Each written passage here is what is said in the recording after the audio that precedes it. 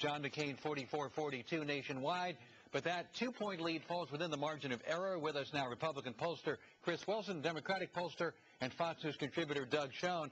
Chris, let me go to you on this. This is an internet poll, and also the dates that it began October 13th and ended a while ago. So I wonder is this really as accurate as the daily tracking polls we're seeing?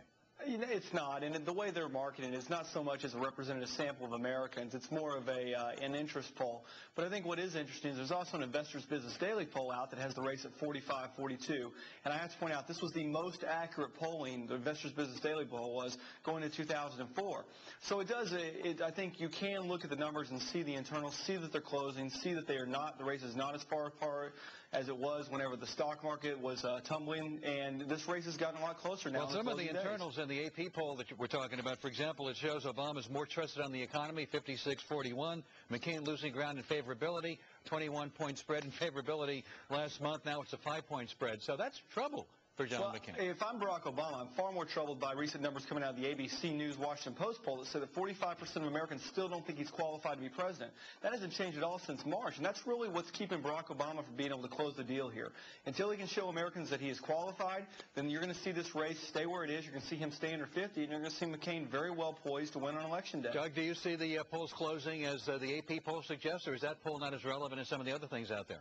Well, it was also a panel survey, Alan, which means they went back to people they interviewed 8 times, which really pollutes the data. I think it's a 5 or 6 point lead. I think Barack Obama has a steady lead in virtually all the battleground states. It's certainly competitive. To me, the number that's most important is Barack Obama's vote, which is somewhere around 49-50%.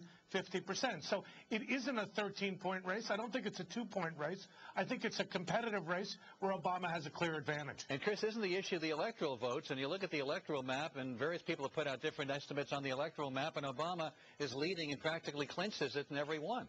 Well, he is, and I think that's really, Alan, you're exactly right. The key point there is the states that McCain has to win.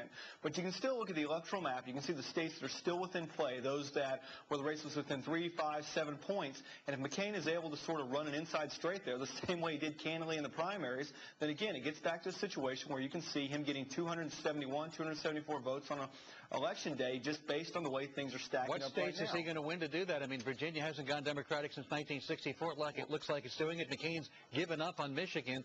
What states are in play enough to make McCain a victor here? Well, Virginia's got to be one of them, Alan. He can't win without Virginia. He can't win without Florida. He can't win without Ohio. Pennsylvania would be an added bonus, but you can see how he gets there without without Pennsylvania, assuming he were to win Colorado and Nevada. These are all races that are really within the margin of error. And if McCain's able to strike there, then again, you see a situation where he can get to 271, 274 on Election Day. All right, Doug, how likely can he strike in those particular states enough to put him over the top? Well, yeah, without spin, Alan, it is an inside straight. He's behind in Colorado. He's behind in Nevada. Pennsylvania looks like it's out of reach. Florida closed a bit today. Missouri has been opening for Obama. So it's a real stretch. Look, it's a competitive race, but bottom line, the electoral vote is somewhere between 280 and 320 for Barack Obama. Now that's pretty comfortable. I'd rather be where he is than John McCain. Chris, why is it that likely voters, why will we go to likely voters? Does it do a lot better and is it a really tight race? What does that mean? Well, I could spend hours talking about that, which obviously you don't want to hear. But the bottom line is when you get down to your more educated voters, which is who likely voters are, those who are more likely to turn out, those who have done research regarding issues, you do see an electorate that tends to be historically more Republican. And I think that's why you see these big discrepancies between a lot of media polls that do registered voters and some of the internal ones like Doug and I do that are more likely voters. I'll give you a perfect example. In 1980, on October 27th, Jimmy Carter led Ronald Reagan by 3 points in the New York Times polling. You can look at that and see registered voters. You can look at that and see exactly Reagan won by how many? 10. Yeah, but I went back and I looked at all these past races, and we had the same problems in 76, 80, 84, 88, 92. I mean, this is almost every election cycle. It is. They've gotten it way wrong, and usually almost all the cases in Democrats' favor. It always is. I'll tell you, in '96, I was on Dole's polling team, and the New York Times had Clinton up 22 points. Now, he won by 9, but 22 points and 9 are a lot apart, and that was, we were seeing completely different numbers internally at the Dole campaign, and it was really sort of distressing to see these public numbers that were so far off. All right, let me go to Doug because we're running out of time. This idea, I'm seeing Obama coasting. He's out there bragging he's going to change the world. They're preparing their big victory party. He's drinking champagne and eating Iranian caviar without preconditions, according to the New York Post. That's pretty funny. You like that? If he's coasting to victory and he's going to change the world, is he getting a little? So I don't think that's the case. Good rhetoric, not the reality.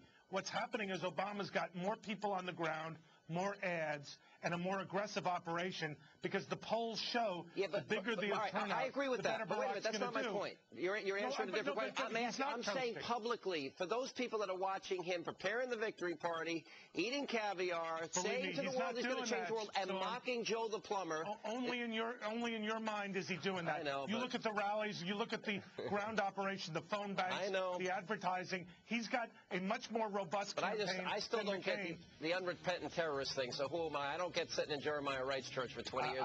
What do I know? But the electorate gets economic crisis. That's what's driving this election. I know. It was the Community Redevelopment Act of the Democrats. Election for Obama. Hey, you're sitting